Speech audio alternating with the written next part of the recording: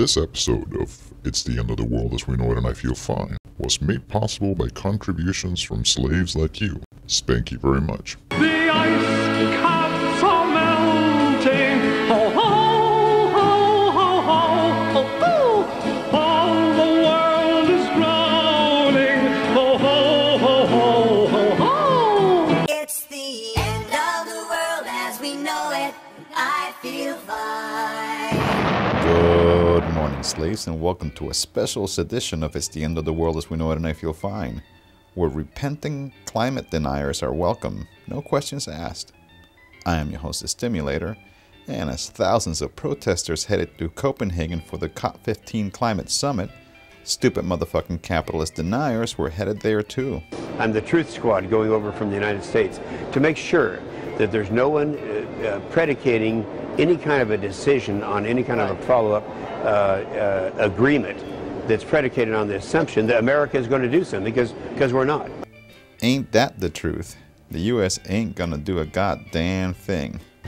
That's why the motherfucking resistance was there, to call out all the motherfuckers who want to get rich as the planet burns.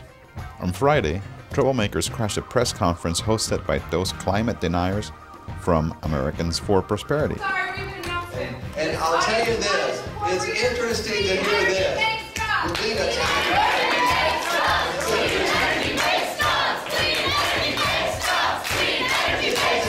This was just a prelude for the record-breaking crowds that marched on the streets of Copenhagen on Saturday. Over 100,000 people flooded the streets with signs that read, "Blah, blah, blah, act now," and "There is no planet B." Indigenous people whose land is being destroyed by the Motherfucking tar sands joined the march to demand the shutdown of what some are calling the most destructive project on the planet. Here's a nice white lady commenting on what she hopes comes from the protest. I think that all the good vibrations from the people here gathered must reach the people inside the building. I think it must. I want some of whatever she's smoking.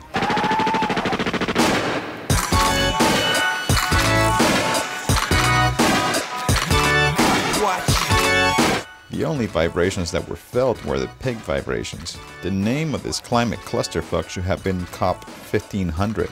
A shitload of pigs descended on a group of protesters that were peacefully marching and arrested over 1,000. Here's independent journalist Adelaide commenting on the arrest. At a point in the march, the police appeared to be ready to charge a certain section of the march indiscriminately,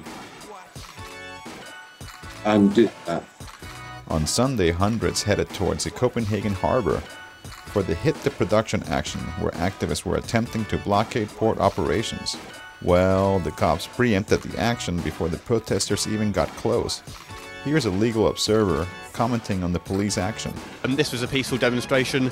It was completely unprovoked response from the police, but they still deemed it necessary to split it up in a forceful manner. And so it's becoming clear to us now that your right to protest in this country is almost non-existent. We're living right now in the police state. There's a police state, a police state. Stand up, fight back before it's too late. And that about does it for this edition of It's the End of the World as We Know It and I Feel Fine. Stay tuned for more dispatches from the motherfucking resistance on my motherfucking website, stimulator.tv. Sleep tight, Copenhagen.